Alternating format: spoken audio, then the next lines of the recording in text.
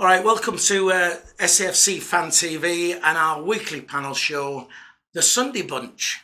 Once again, we want to say a massive big thank you to George and the team at the Hastings Hill who let us set up our studio here and record the show on a Sunday. And good news, if you're into Sunday dinners, they now do delivery on the Sunday dinners. So if you want to contact the Hastings Hill, nice Sunday dinner delivered to your house. So there you go. This week on the panel we have, with myself, Phillie, we've got the Mad Mistake. Yo. We got on the end, we got Jacob Kirkbride. Aye. And a new member, we got Shaun Middleton. There he is. He's standing in for Michael, who's unavailable this week. Very quickly before we start as well, we want to do an apology because Shaun is one of our reporters down at the ground and he gets the fans' reaction after the game, and we did some recording yesterday. Shaun did some interviews and we had a technical problem with one of the pieces of equipment, and so unfortunately those interviews won't be on the channel. So we do apologise if you're one of those people who got interviewed, and we'd like to invite you next week. You can certainly come on, and after the Wimbledon game, if you come and see Shaun, he'll interview you again and we'll make sure they get onto the channel. So we're sorry about that.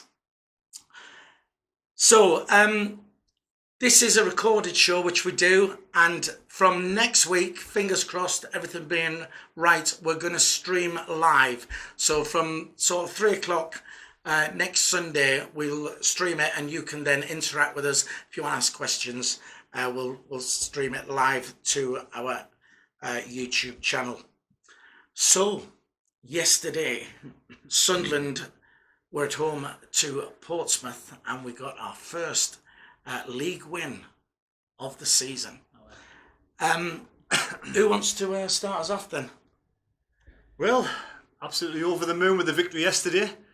I thought we started the first 20 minutes probably the worst I've seen, because we couldn't pass the ball. I was really disappointed. Every member of the team just could not pass the ball, and I was so disappointed with the kick-outs from John McLaughlin. I hate these high balls, just booted out, down the middle. We've got no high strikers up front. I like to say the ball on the ground passed around. It took until Harness scored for Portsmouth until we actually woke up. And what a fantastic response from the lads. I love to see a battling comeback. And it was two absolutely fantastic goals. A brilliant header from Willis and an absolutely great passing play from McGeady over to Maguire to tap it in to make it 2-1. So absolutely brilliant half-time, 2-1. And then the second half, we were doing what we did last season. We sat back. I don't know, you have to give credit to Portsmouth. They came out and they tried to go for the equalising goal. And their best chance fell to Ledbetter. And he almost made it 2 as a peach, but a brilliant save from McLaughlin. And we saw the game out 2-1, so I'm over the moon with the victory against a really good side, a good Portsmouth side. I cannot ask for any more than the victory against Portsmouth. So you're happy with the win? Definitely. All right, so on to Jacob, who, when we did the predictions last week, Jacob said it was going to be 2-1, and it was 2-1, so right, well done. Yeah, but I mean, it was all about just getting the victory yesterday. To be honest, the scoreline wasn't in my mind when the game kicked off. It was all about just getting that first league win under our belt, and just hopefully this can spur on a run now, because that's what we need. Shaun, was you happy with the win then? Yeah, I was happy with the win. End of the day, like Jacob says, it wasn't about performance for me. It was the result. During the first 2 games, we were really poor against Oxford in the first game. We were absolutely shambolic in the game against Ipswich in the first half. So I think the game on Saturday against Portsmouth was just crucial that we got the 3 points. That was the main thing. It was a big game, and we've come through it, which I'm very happy about. Yeah, I think you're right. I think the most important thing was getting those 3 points, getting that win, and the fact it was against a team that's going to be up there with us, made it all the sweeter. So we changed the formation back to, we had a back 4, which on this panel we talked about over the last few weeks, and how he started with this new formation and doing a 3 at the back. So midweek at Accrington, we went down to Accrington, didn't we? And it was a lot better performance, and he changed the formation. So he went with the back 4, Did he get the right players in that back four? Yeah, I think that's our first choice back four, and that will be the first choice back four for the next few games, I reckon. Sean? I think playing Conor McLaughlin left back, I'm not a fan of that because obviously, as we all know, he's a right back. Yeah. Playing Luke O'Neill right back, I think he's a midfielder. I think you should play your players in the right positions. But what Jacob said, if you can, that was one of our biggest problems last season. He kept on changing the back four. To keep a solid back four, you need to keep and just work together. We were just changing it all the way through the season. I think that was one of the big problems, was changing the back four. But I still believe that we need to bring in a left back. I think it's essential. Yeah, well, that's what I was going to say there. I mean, you said you wasn't happy playing Conor McLaughlin at left back when he's a right back, and Luke O'Nine's a winger. So are you then saying, would you rather Denver Hume started, who is the left back, which meant we could have put Conor McLaughlin at right back? When Hume came on yesterday, he looked really good. Like, he put himself about, and like he was asked by Jack Ross to like put in the tackles and like really see the game out, and like he took on board that very well. It's all about, I think, the first two games it was just a confidence issue with Denver, and I think if he can get a decent run of games in the side, we could potentially see him become an even better player than what he is. What would you have started him then, considering that was his position? If we went with a back four instead of playing that silly 3-5 or 3-4-3, obviously I think when you play that formation, Denver Hume, he's got to get up and down that field all the time. When you're playing as a back four, he can just do his job and defend. Yeah. It's doing. I think his confidence is a little bit shot to pieces. So if you put him in the left back position, keep him there and learn to defend, then he could become better, But I don't think Jack Ross has done him well by playing him in the wing back role. I think he's had to do a lot of work, and it hasn't really worked out. Right, and before I forget as well, because Jacob predicted 2-1 for Portsmouth, and he also predicted 3-1 for Accrington. So that was pretty good. So, what about your back four then? Well, stepping stones in it, building blocks. I think we've got the centre back sorted out now. I think Ozturk, man of the match yesterday, 10 out of 10, perfect performance. I'm sure he passed the ball out up for the second goal that McNulty received. But for me, the defensive wise, if you get the centre back sorted out first, Willis will grow with the confidence of Ozturk. Great central partnership. I think they're going to be great this season. And then the left back, obviously you've got to buy a new left back, simple as. But that was the weakest position for me yesterday, was the left back position. Denver Hume, I think a couple of more times on the subs bench, get his confidence back up, and we should give him a go at some point against the lesser sides in this league, because so long as he does his job first, which is defending, and we'll take it from there. But obviously we need to get a left back in very, very shortly, sooner rather than later. But the centre backs were brilliant, Willis and Ozturk yesterday. I kind of fault them both.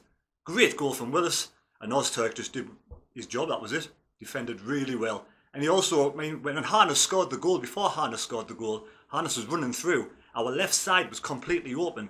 Ozturk made the first tackle. He got back, plenty of pace, put the tackle in, got the ball away from Harness, but unfortunately, a couple of lucky breaks for Portsmouth and they scored. But I think Ozturk's 10 out of 10 man of the match for me yesterday.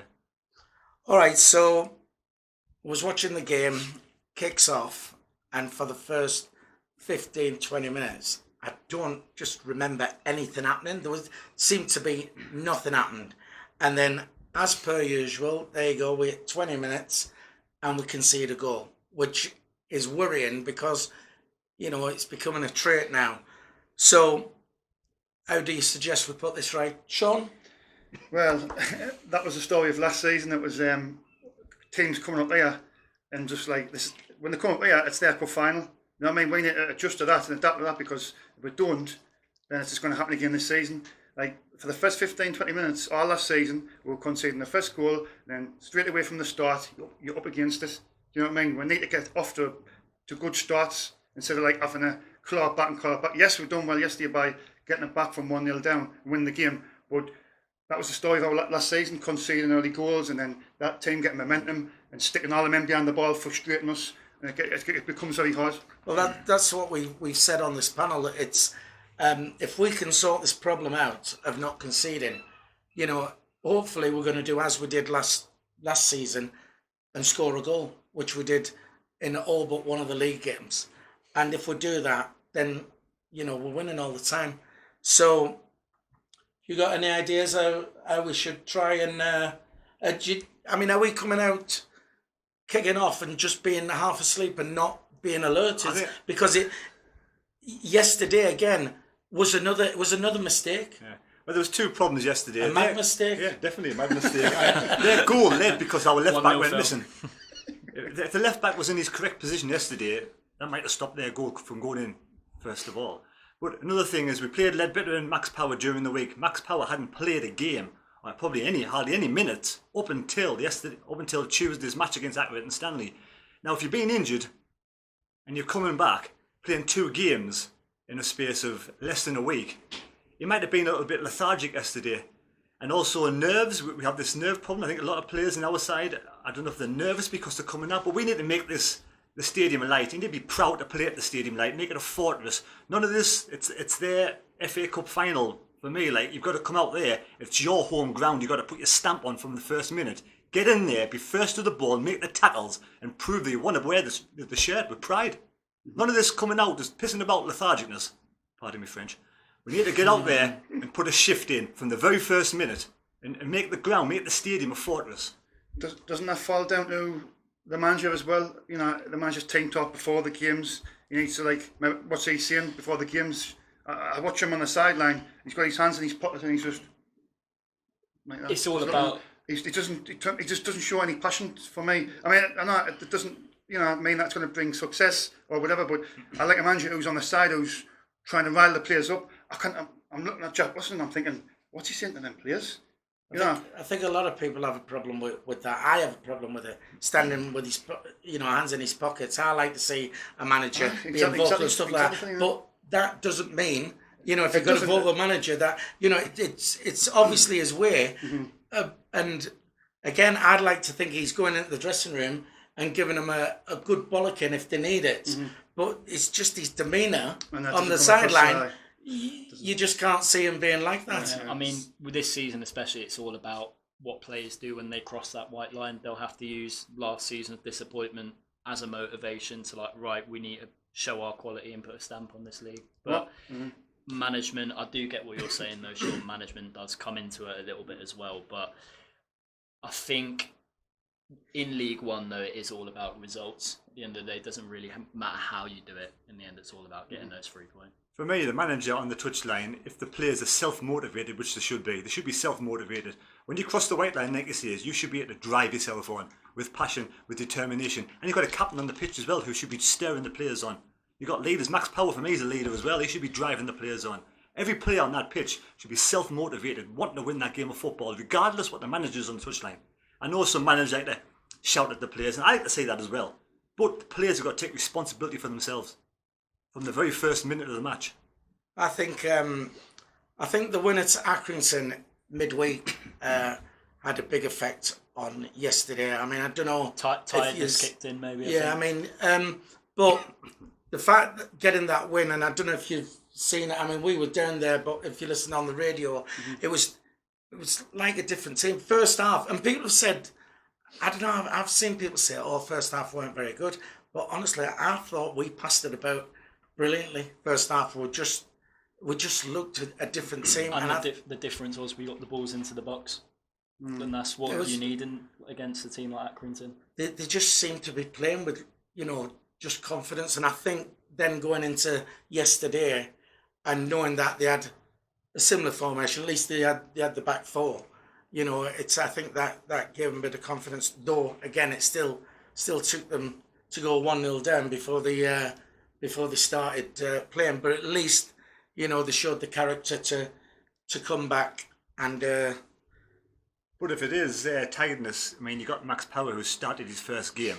Maybe he should have been rested yesterday, just in case he got another injury. We've got a squad there. We've got McGeoch, we've got Dobson, 2 good centre midfielders. They could have started the game if we needed to, really. So if they're coming out lacklustre, we need some players who want to start the match from the beginning. Maybe his Max Power could have come on at half time or later on in the game. It's okay now because we won the match, so it doesn't really matter. But I'm looking forward to the next match. We want to play the squad We don't want to be playing players all of the time if they're going to pick up injuries. You know, rest the players every now and again with the easier matches, especially cup matches. Well, I was going to go on to midfield players now anyway. And for me, you know, I thought, I mean, you said Oster, man of the match. And I've not heard many people say it, but I thought Grant Ledbetter yesterday That was was very absolutely good superb. He was.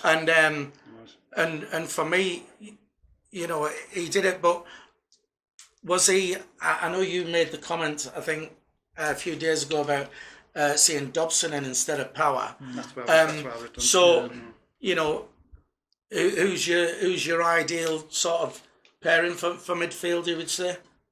So yeah, well, I was surprised when Power did start. I must admit, when he's just come back from injury, I thought George Dobson would have started because just purely instantly because of his energy and his legs. Because you need somebody with Ledbetter. He hasn't got the legs. He's got the passing ability and the awareness and this and the other. But you need somebody with a bit of legs next to him. Do you know what I mean? To help him out. Do you know what I mean? Yeah. You can't play two of the same players in that middle. You need somebody who's going to run and cover.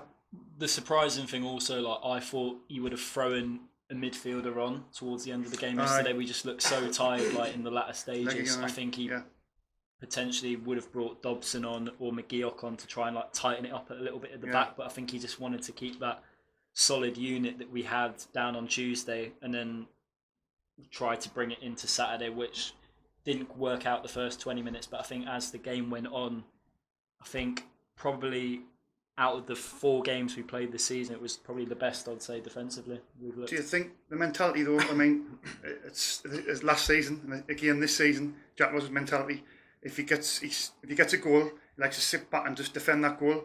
Done the Checker final against Portsmouth, we're the best team in the first half, winning 1-0. And he put 10 man behind the ball, and we were just defending, and eventually they equalised. And the playoff final, get that fluky goal, and he puts 10 men behind the ball. So, you know what I mean? It just seems like he's, instead of like just going for it that little bit more. If you've got the defence open, you know, if they can defend the lead, then fair enough. But last season we definitely didn't. I mean, I'm not saying this season will be the same. Hopefully, Jordan Willis and Oster could become a really good partnership. I mean, the interesting thing to point out is like you can have a first choice back four, but in this league you have to, because the amount of games that you play, there is going to be injuries along the way. See, I can't believe a manager goes out there and sets his midfield up to protect the lead, especially when he's supposed to be one of the top 3 teams. Exactly. So for me, them two centre midfielders yesterday at half time, from when they scored the goal up until half time, we dominated that match. I want to see the second half doing exactly the same.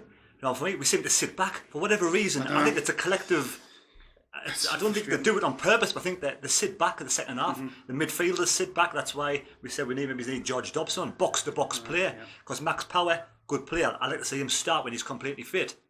And Ledbetter, who I love his set pieces. We kind of knock him through his corners.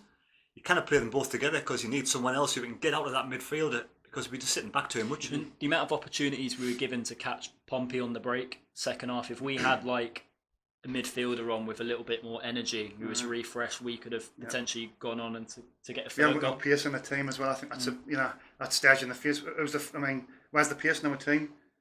Right. Well, when I did my interviews after the game yesterday, we interviewed this girl, and she got it spot on. How she's not a fan of Jack Ross, voiced her opinion, and said how defensive it all was. He sets it up that, if we take the lead, the midfield, when I was watching the match yesterday, I was going, the ball would go up and I'm going, come on then, midfield, get up there. And they just don't. And she'd said, Jack Ross seems to set his side out to be like that. So are we too defensive, or was it just set up yesterday because it was Portsmouth? Well, Phillie, we'll go back to last season. He done that a lot last season. I mean, remember, if it wasn't for John McLaughlin and Aidan McGeady last season, I honestly believe we wouldn't have finished in the top 6. There was games last season where we nicked games 2-1 or 1-0, and he pulled off some excellent saves. If we never had him last season, or McGeady, I don't think we would have finished in the top 6. Right. It was fine margins.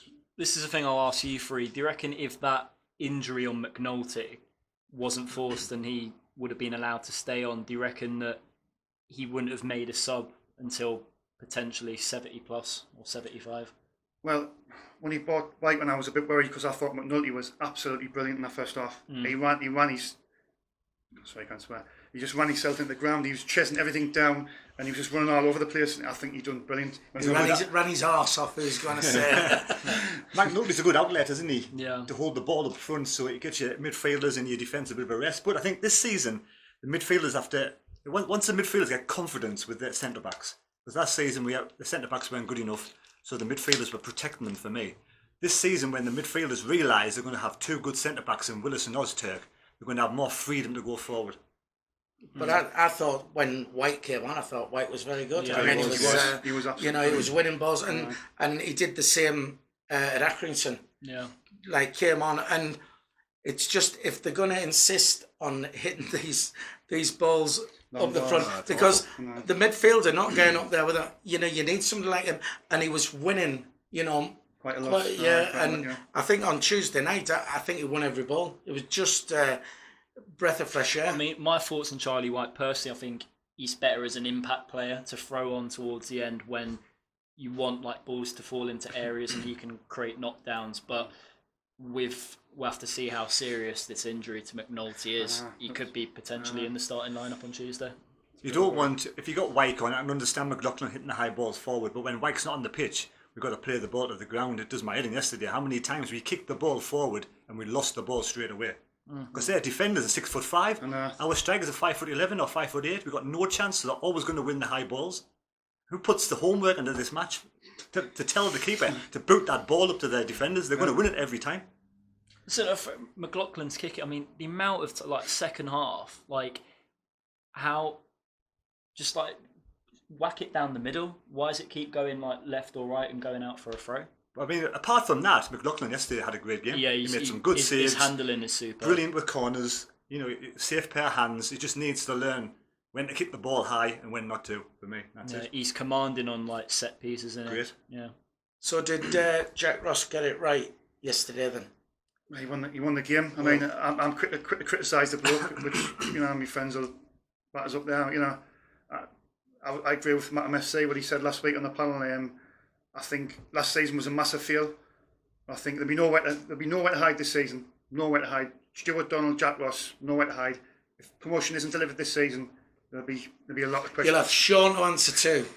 So because he stuck by him, so he'd bear the brunt of it. If he, and the day he stuck by Jack Ross, and he thinks there's something there in Jack Ross. You know what I mean? I think he's at least he's had the balls to change it. It's those first two games. And that first half against Ipswich was just dreadful. And at least then, and we said on the panel last week, is he going to use the Accrington game to put new squad players in, or will he use it to try and put right what's wrong in it? And it looks like that's what he did. He tried to, correct this three at the back by going. I mean, well, I thought it was 4-4-2 on Tuesday. You're saying 4-3-3, but it was but 4 at the back. So at least he's had the bottle to change it. It's true. We won the game, so you got to say he's got it right. But it doesn't. It's not pleasing to watch, especially at home, when the midfield will just not get up there. I think you said when you interviewed Justin, I totally agree with what you said. Actually, it was one of the fans. Look, he said he wasn't happy with the performance, but at the end of the day, if we get promoted and we win these 2-1 games, who's bothered? It's all about getting promoted. You wouldn't do the ugly side of the game. If we do win promotion by the end of the season, I think there'll be a lot of positivity towards the manager, considering like the restrictions he had on the budget of which players he could bring in the summer, because there was like restrictions in place. One out. Yeah. Okay, everybody and here on found this bargains panel. at the end of the day. Yeah. Everyone on this panel wants Jack Ross to succeed. No, of course. I really want him to succeed. And you don't mind managers trying new systems, trying out new ideas, but just when we had the brains to change it when it doesn't work. He did it yesterday, and for me, he got it spot on, because Portsmouth are a difficult side, one of the best sides in the league. Our players are not much better than the Portsmouth players on the day, let's face it. So winning 2-1 for me is a good result. He got the system right yesterday. But, I think against the lesser sides in this league, we need to sort of go more, more offensive. I think 4-4-2 against like you say, the Oxfords at home, and not being disrespectful towards them, but I think that's where that stemmed from. The first game, if it won Oxford, which were Ipswich, which is they'll be thereabouts. We've beat Portsmouth, and then you look at, and then you see it's an excellent start. Yeah. But it's just that first game, and then the Ipswich game, the first 45 minutes, it was just the worst display you'll ever see. There was nothing there, no passion, no commitment, no desire. Do you know what I mean? Yeah. They just couldn't string a pass together. Yeah. And they'll look back on that game towards the end of the season if Ipswich could even potentially finish above us. They'll think if we'd just put in a better performance in that game. Right. What about man of the match for everybody? I've already said I thought Leadbitter was my man of the match. I said it before, Ozturk with a close Willis second. Happy with that? Yeah, definitely. Really good. Sean? I would say Leadbitter, but obviously McNulty went off. He pulled his hamstring. I think the way he was playing that in the first half, if he continued that, he'd have been an absolute outstanding man of the match, no doubt about it. Jacob? Maguire for me, absolutely outstanding. I mean, even he's not the tallest of blokes, but even when the ball's in the air, his determination to bring it down and bring people into play, and he's always looking to get that ball into the box. I mean, a lot of the other midfielders are more about just possession and that, but whenever he gets the ball, he always wants to move forward with it and beat his man, whoever's marking him. Yeah. Right, this is for you, Sean, because we've sort of covered this over the last couple of weeks anyway, but as you wasn't on the panel, before our transfer window closes, who would you like to see brought in? Or position-wise? Well, really, definitely a left back. I mean, I would look at the loan market if we can. We'd definitely bring a left back in. I mean, it could be up and coming, from a Premier League side. You could loan a left back from them. That's the priority. I would also, if we could get, it's going to be hard, but Marcus Maddison, I think he's a good player. I know you said the other week that you heard that he was a bit of a this, that, and the other, but I think he's got that right. quality in his locker. You know what I mean? Right. Well, I was gonna bring Marcus Maddison up anyway, even though we've done it the last 2 weeks. No. However, have any of you heard the Stuart Donald interview yet from yesterday? The podcast. Yeah. Could be some Have you exciting heard it? news on the way. Well, I listened to it this morning, and Marcus Maddison got mentioned on that, and reading between the lines, it would seem that Sunderland are just not interested So it's not. in getting him. And the way Stuart Donald put it was, the transfer window's closed for the Premiership and Championship, and nobody went to get him. There was nobody interested in him. So, does that not say something? How good is he? People are saying, he's, he would be brilliant for us. And like I say, I've heard he has an attitude problem. I don't know, but reading between the lines and listening to Stuart Donald's interview, it would seem that that's not going to happen. He's going to cost too much money. I think he's got a release clause of 2.5 million, I believe. I mean, people talking about. I think his contract's running down as well. I'm sure he's got a release clause in his contract, 2.5 million. I'm pretty sure, but I just can't see Stuart Donald. It's too much. So do you think the reason he said that I mean, he like I say, I've read it that Sunderland are interested. You think the reason being the price tag on I it? think it's all about money for me. I don't think there's a problem with his attitude. If he's a Sunderland fan, which he is, exactly. he'll want to come to Sunderland and play for his team he supported all his life. There'll be no attitude problem there. To be fair, they didn't say anything about an attitude problem in this interview. But I think it's all about the money. Yeah. No, I do. Definitely. And whether Jack Ross really thinks he could fit into the team as well. I mean, it's all about his ideas at the end of the day. Well, also in that interview, Stuart Donald hinted that there's going to be a new investor coming in the next few weeks. Now, I don't know if you've since seen social media today. Little bits and pieces. There was rumours about investment like that. I just don't know the full. Well, it's I've only to be fair, I've not gone into it, so I've only seen sort of headlines, and it has been social media. So how reliable that is, I don't know, but it's sort of saying that they're going to sell the club for 50 million. Yeah. Now, again, read into that what you will. I don't think they would sell it and they would be away. I don't think they're the sort of people who would be vocal about saying we're here for the long haul. I know your views are different on this, aren't they? You think that they're in for a quick buck, do you? Well, I think he'd be for a couple of seasons, but I think eventually it's all about making money, especially with Charlie Methven. For me, he's a businessman. I think his father was a businessman. He's had lots of businesses. So for me, I think it's the end of the day, it's about making money. I think Stuart Donald has more passion and more sort of make it attached to the club a bit more. And I do believe his heart's in the right place.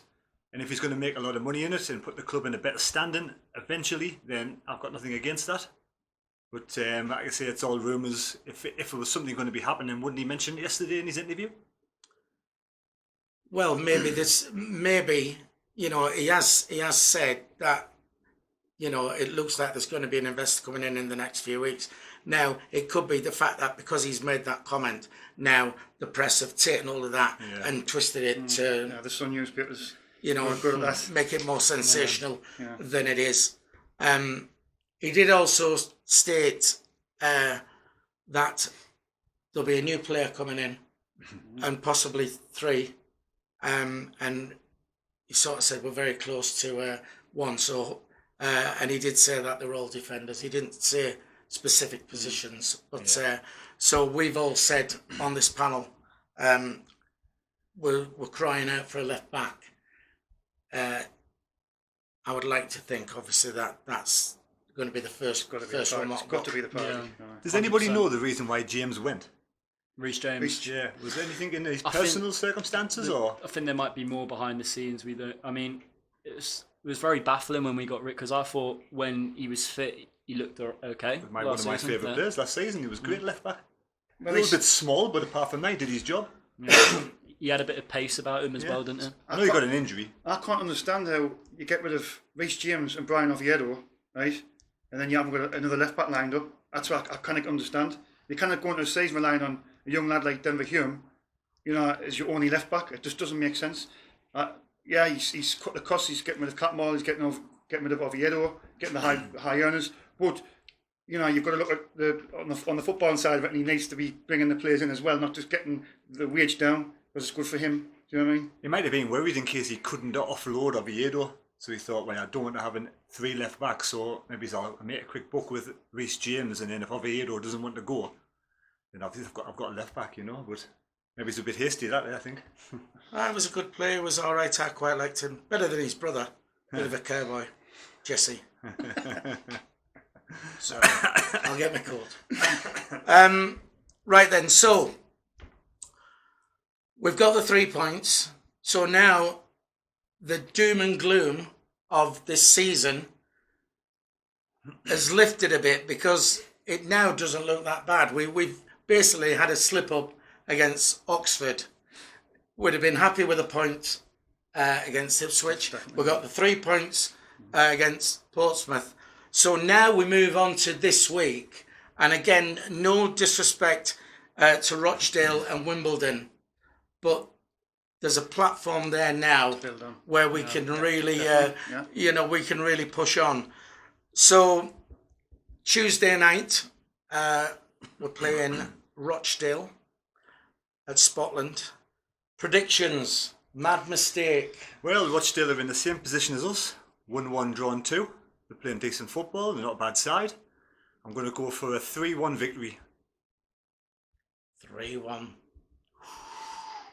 Oh. I put that in me, but that's mine anyway. But I wouldn't play a Power and Leadbitter together for the 3rd game in a row. Right, well, I'm going to go with 3-1 as well, though I would hope that we're going to sort this problem out of conceding, but I think we've got a little way to go before we get that sorted yet. So I do think we'll concede. But again, a nice 3-1 for me. Jacob? It'll be a close game, I reckon. But I think we'll look less nervous because we are away from home. I think that's always the case normally watching Sunderland. But 2-1 victory, 2-1 win. Put your money on that because he's always right. And Sean? 2-1 Sunderland. We're saying 2-1 as well. So how do you think he should he should play what system on 4-2-3-1. That's the formation we played on Saturday. It was same team? Would you keep the same team? I would do what my mistake said there. I would probably change Power for George Dobson. That's the only change. Well, obviously McNulty as well. Charlie White. Them two changes. That's what I would go with. Yeah. Jacob? I agree with Sean there. I think Power, he's still looking to get back to full fitness, so I would bring Dobson in from the start. And it's all about this injury to McNulty as well, what happened yesterday. If it's not too serious, I think he'll be in the starting 11, but if he is ruled out completely, I think Charlie White could be getting his first start of the season. So what about your thoughts on Will Grigg? He's coming in for a lot of stick now. Anybody? To me, when we first signed him, I was absolutely over the moon. Because obviously we lost Madger. And you look at it, and he's a proven goal scorer in League One. He's done it at Wigan. I think twice he got 20 plus goals. He comes here, and his confidence is all over. He cannot score any goals. That to me as well falls down to the manager. He's not getting the best out of him because you've got a player there who can score goals in this division. So I can say, he's not happy here. I don't buy that. And the idea, it's down to the manager to put his arm around him and say, look, do you know what I mean? Getting the best out of him. I agree. That's one of the most important roles of a manager. Man managing people, and we all know some need an arm around them and some need a good bollocking. And the guy doesn't become a bad striker overnight. Exactly. He's just low on confidence, and I'm so willing for him to do well. But there comes a time where how many chances does he have to be given? Is that not the system? Is that not the system we're playing though? Does that not suit his? That's down to it as well, I think. Yeah. I mean, he looks isolated, but then you play the same system and you've got McNulty there, and he's running across the channels, he's running all over, and he's making them as defenders, pulling them out of positions, which creates more space. So, we can see this and that about Grigg. People saying he's got a bad attitude, but I don't think it's a case that I don't know if he gets on with Jack Ross. I don't know. He just doesn't look happy. But like you say, we've got a proven goal scorer there. We need to get him banging the goals in. Because if we get him banging the goals in, it could be a good season. Needs to be on fire again. He has to take responsibility for himself. He has to make things happen. He has to, put a shift in for me. Yesterday I saw Gooch in the corner holding the ball up, and it took ages before Will Grigg decided to come over and give him a hand. It was too late. He needs to put his finger out and get stuck in. He needs to prove that he wants to play for Sunderland, that he wants to be in the side. I'm happy for him to start at Scotland if McNulty's not fit, and play the. If you go for the 4-5-1 system, the midfielders have to believe it in the centre backs, and they have to go forward and supply Will Grigg with the balls and help Will Grigg. They've got to go forward and help him. We've got great players who can play it with their feet, balls to the ground. We've got Maguire, we've got McGeady, absolutely fantastic. They need to be busting the gut to go forward to help Will Grigg on Tuesday night against Rochdale. How did I didn't really follow Will Grigg when he was at Wigan, other than seeing him on the score sheet. How does anybody know how he played at Wigan? Did he just stay there and put the ball in the net, or did he go and help out? Was that his game? Or that season at Wigan 2015-16, where he eventually got the call up to Northern Ireland for the Euros, so the whole team was more or less built around him. It was all about simply getting the balls into the box to him. Any midfielder on the ball, because Max Power was in that Wigan team at the time, he was looking to find him. I wouldn't say he was the quickest player, but he was intelligent as well. Decent finisher. Yeah, he had the ability to find space, and I think. So he wasn't really a worker who would come out and look for the ball and whatever. It was just a case of him being Johnny on the spot. If you give him the service, you score the goals. That's But he had the drive, didn't he? He had the want then, and Max Power. That's why they want Max Power to play Tuesday. I hate to see him get injured so quickly, because him and Will Grigg linked up brilliantly at Wigan. How many Max Power assisted Will Grigg at Wigan? So I want Max Power to be fully fit so he can supply the balls to Will Grigg. So is that not how we should be playing Grigg then, like you did at Wigan? Just say, I know you were saying, Gooch needed help and he wasn't getting in there. Should we not then focus on getting loads of service into Will Grigg and doing then what he does best? We have to remember that this was 3 years ago. Times like obviously change and injuries come along the way, and he picked up a really bad injury before we signed him last season.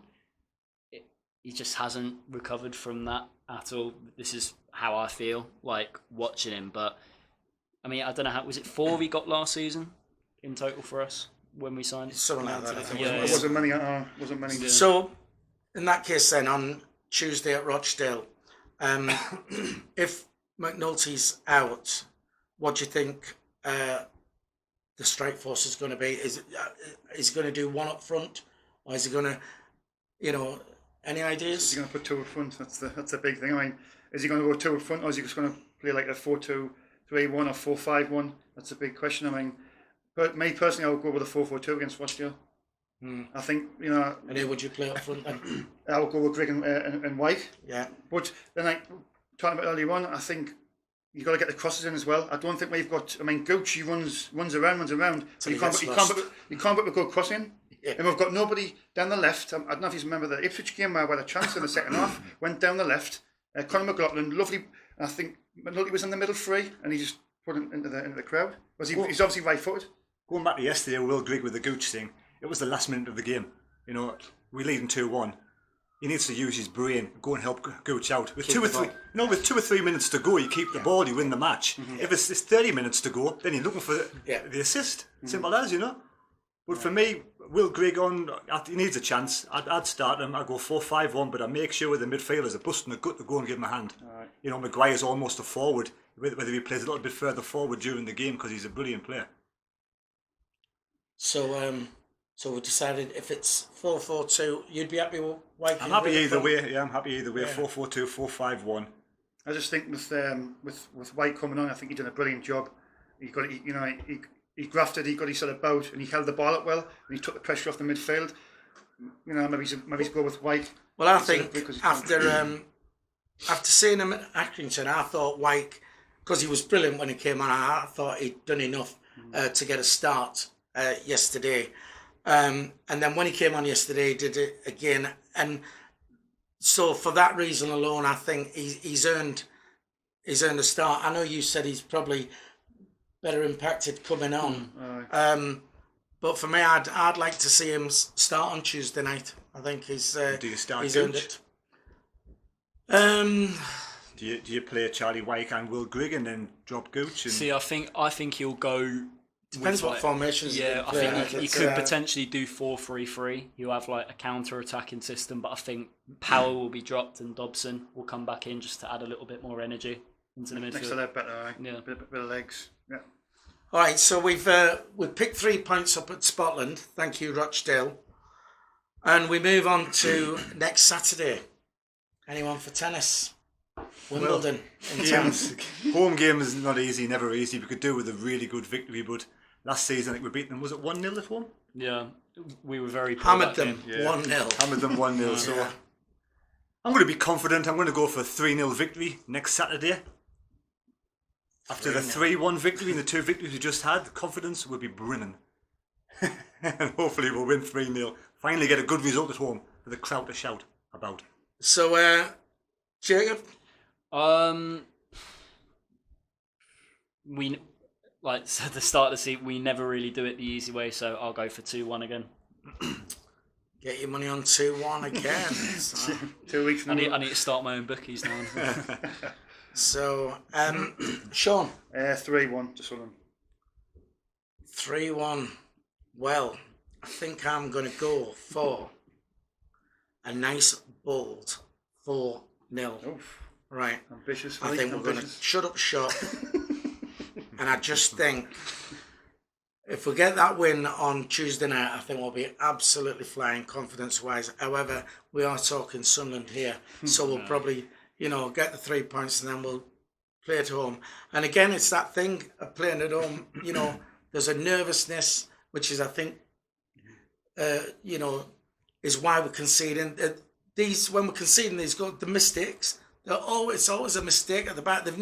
It's not like, the other team have been brilliant and cut us open and they've just been silly mistakes. Their goal yesterday, I mean, if you've seen it on the telly, there's that many missed kicks, deflections, bouncing off this one that, they were fortunate. But ultimately it was our mistake which put them through. And there was no left back in his I think position. it was just a ricochet, and I just felt them. I think they were quite fortunate to score that goal, to be fair. But why did it take us so long to get the ball cleared? That's what just frustrated the hell out The of me. thing is, yesterday as well, if you look at the second half, we were sitting back and the central defenders played really well. So the midfield and the rest of the team have got to believe in the defence this season, because the central defenders, if they can keep a clean sheet once we get a good left back in. So again, it's all guesswork. Do we think he should just then play the system he played against Portsmouth, or do you think he set them up differently because it was Portsmouth and he can be a bit more sort of cavalier against, again, no disrespect to Wimbledon, but go that bit more attacking? That's what would hope that at home, I mean, no disrespect to Wimbledon, like you say, but at home I would just gone over 4-4-2. The idea should be like, we should be beating teams like this. If we want to get promoted in the top two, we've got to be beating teams like Wimbledon and Oxford at home. Do you know what I mean? The teams like Portsmouth, Ipswich, Blackpool started well, Lincoln's top of the league. Teams like that, maybe you can be a bit more defensive, but I think when you're playing low teams, you've just got to go for it. I think yesterday, Jack Ross at the end of the day would have settled for a draw. In my mind, I agree. At worst, a draw. That's why he played two strong midfielders who were more defensive minded. Away from home against lesser sides or at home against Wimbledon, like I said, no disrespect to them, we can play someone like George Dobson who wants to get forward and help the forward line, box to box player. I mean, Sunderland's two biggest games of this last season for me, obviously the Checkers final and the playoff final. And I just think both of them games, as a manager, there's a fine line between being a good manager and a not so good manager. And I just think when the pressure's on, big managers deliver. That's all I'll say about it. So, well, I mean, for me, I think if he sets up against Wimbledon defensively, I'll be kind of annoyed, like, because I just think, you know what I mean? It's just, it annoys me anyway at home. We're probably the biggest team in that division. By a mile. Yeah. And shouldn't be fearing anyone at all, and especially when you're at home. And then you come and you say, "Oh, he's got one up front," and you think, and it just pisses me off. Sorry, ma'am. That's a swear box. So against Wimbledon, you definitely go 4-4-2 with Charlie White up front. Absolutely. Without a doubt. Without a doubt. It was a beast yesterday, Charlie White. He took two of their defenders out to cover him every time. Mm-hmm. And I think if he does that, and I think plays the back four, I think they'll have had a couple of more games playing together. They'll be solid enough attacking, and that's why I think a 4-0, is not a bad show. And I know it's no game's easy at the Stadium of Light, because as we've said, the teams come here, it's their cup final, and they're happy to get a point. Yeah. But if we can, we had a couple of games at the start of last season at home where we, I think Scunthorpe might have been one where I think it was about 3-0 or something. That was half time, and there was maybe another one as well. But it was like we're coming out firing, and this is, the attitude we should have. We're Sunderland and we're at home. So can you remember that game we beat Scunthorpe 3-0? I think we scored the 3 goals in the first half, and Jack Russell probably says, "Look, lads, we're in a 3-0. Just leave it at that." I'll be like, "Well, just keep on doing what you're doing, get a couple more goals." You know what I mean? That's his mentality, I'm sure that was 4-3-3 that day. Was it 4-3-3 against Scunthorpe? I think it might have been, yeah. We had Maguire, Gooch. Yeah. Who else did we have at the time? Madger, yeah, that was it. I mean, we played last season. We played some. I mean, do you remember the Barnsley game? That was 4-2 or something. I mean, what a game that was. I was aware, but I seen it. We won like 4-2, but I remember the fans I was sitting around at the time came out saying we didn't play overall that well because we allowed Barnsley too much time to try and get back into the game, and they thought we were gonna throw it away. Oh no! There was a time it was 3-2. You're thinking, oh yeah, they're gonna come back here. Wasn't that game similar to yesterday? We dominated in the first half about 15-20 minutes, and against Barnsley we dominated for that period. In the second half we sort of eased off again, gifted them 2 goals, and then we were under pressure 3-2 up until Luke O'Neill was it scored, make it 4-2. Yeah. Well, that's very good. I'm glad you mentioned Look 09 because we're going to try and finish these questions off, which we've tried to do for the last 3 weeks, which people sent us via the YouTube channel and Instagram. So Ian Jeffrey says about Luke 09 and saying, you know, why is he being played where he's being played? It's not his position he was playing like at Wickham. Is he purely being put as right back because of the problems we have at left back? Is that what we're saying? It's all down to injuries, but it's all about, I mean, like we were touching on news about potential players coming in, like defensive players, we could see him up the field within the next few games. I would start Luke 09 where Gooch is. Aye. Yeah. Give Gooch a rest because he needs some sort of. No end product, Gooch. Yeah, he needs to be on the subs bench and have some more drive and motivation for when he comes on. When Luke 09's self-motivated for me. Yesterday, he ran from his position from the right back all the way across to the left side of the field and booted the ball in Rosette. Determination was fantastic. You could run for days. He's a grafter, like. One thing you can say about Well, I mean, I agree. I'd love to see him further up on the wing, you know, which is where he started, to be honest, when we first bought him.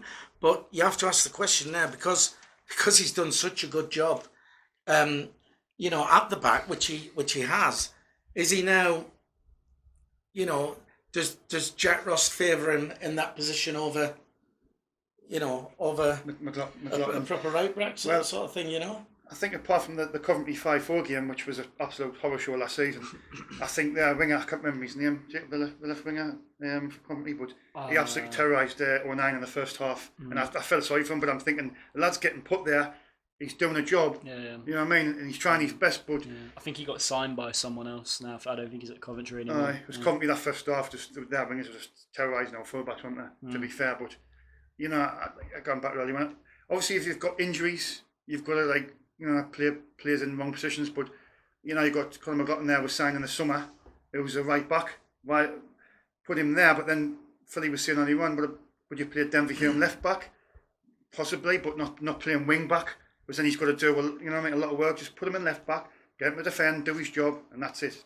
Just simple stuff. Players can develop and sort of grow into positions that they didn't realise they could do in the early days. I mean, remember Kevin Phillips? He was never a striker when he was younger, was he? No. I think did he play Kevin first when he first started? Well, it was Southampton initially, and then but he made his name at Watford, where we got him from. All right then, final question then before we wrap it up. Sunderland on tour says, do you think Maguire should be a sub, as whenever he starts, he's not as good as when he comes on and he turns the game around? Anybody? He's a starter for me. He's got to be. And like he shows good leadership skills as well when you watch him. I mean, I don't like when you always pick him out. He's always like shouting at one or two players, telling them what to do. Like especially to the forward line, you make that run when I get the ball at a certain area of the pitch. He's just like a grafter overall. I think Maguire's has got that bit of quality. What you need on the pitch, you've got McGeady, you've got Maguire. You know what I mean? You need them two on the pitch. They can just create something. So we're saying a starter. I think I can see where he's coming from, Mike, because when he comes on the pitch, he does change games. But for the moment, I would start him. Every player has a dip in form, and the manager has to realise when the players go through that dip. And obviously, that's why he's got a squad rotation. Yeah, I think you're right. I think he's playing. He's playing so well at the moment. You've got to have him on from the start. Right. So that just about wraps it up then. Don't forget, next week. We are going to stream live. We'll put something on the YouTube channel to remind you to tune in. So if you want to interact with us and ask us questions live, we can do that next week. Fingers crossed. We are still looking for volunteers, volunteer reporters. We could do with a couple of extra reporters for the home games, and definitely anybody who travels away, if you go to the away games and you'd like to do some reporting for us, that would be much appreciated. If you would like to volunteer your services to us, stick us some details in the comments below, or you can email us on our email address, which is SAFC Fan TV 73@gmail.com. So we'll be back next week. Don't forget, subscribe, like, share, to our new channel, and of course we've got individual channels for the Mad Mistake. Make sure you subscribe to that. I've got my channel. We Phillie will put links in the description below, and these two just don't have a channel at the moment. So Twitter and Instagram. thanks to you lots. Been a good one, and we'll see you all next week.